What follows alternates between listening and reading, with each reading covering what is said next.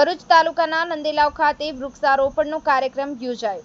ભરૂચ સક્રિય પત્રકાર સંઘ, ભરૂચ ફોરેસ્ટ વિભાગ, નંદેલાવ ગ્રામ પંચાયતના સંયુક્ત ઉપક્રમે 50થી વધુ રોપાનું વૃક્ષારોપણ થયું। દેશ અને દુનિયામાં જળ, જમીન, હવામાં થતા વિવિધ પ્રદૂષણ થકી પૃથ્વી ગોળાનું તાપમાન એકંદરે વધી રહ્યું છે।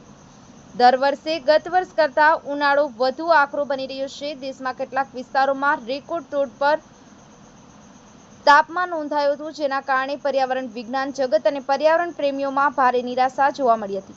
પૃથ્વી પર પર્યાવરણને સમતોલ કરવા વધુ વૃક્ષની જરૂરત છે, જેથી ભરૂચ સક્રિય પત્રકાર સંઘ, ભરૂચ ફોરેસ્ટ વિભાગ અને નંદેલાવ ગ્રામ પંચાયતના સંયુક્ત ઉપક્રમે આજરોજ નંદેલાવ ગ્રામ પંચાયત સામે આવેલ તળાવની પાળે 50થી વધુ છોડનું વૃક્ષારોપણ કરવામાં આવ્યું હતું।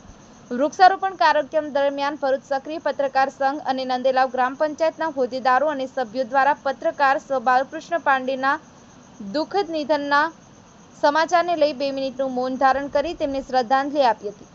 ત્યારબાદ તળાવની ફરતે વિવિધ છોડોને લઈ વૃક્ષારોપણ કરવામાં આવ્યું હતું। ગામના મહિલા સરપંચ લક્ષ્મીબેન ચૌહાણે જણાવ્યું હતું કે તમારી આસપાસ રહેલ વૃક્ષને પોતાનું એક બાળક સમજી તેનું જતન કરવું જોઈએ, કારણ કે આ જ વૃક્ષ તમારા બાળકોને સ્વચ્છ જીવન માટે પૂરતું ઓક્સિજન આપે છે।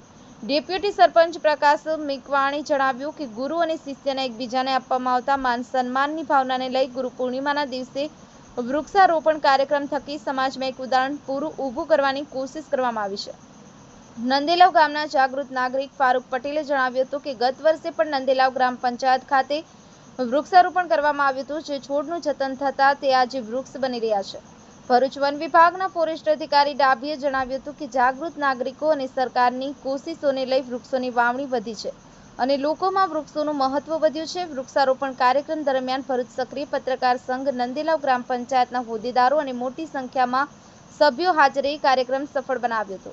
સફીક બાપુ, કરજણ સંદેશ ન્યૂઝ, આમોદ।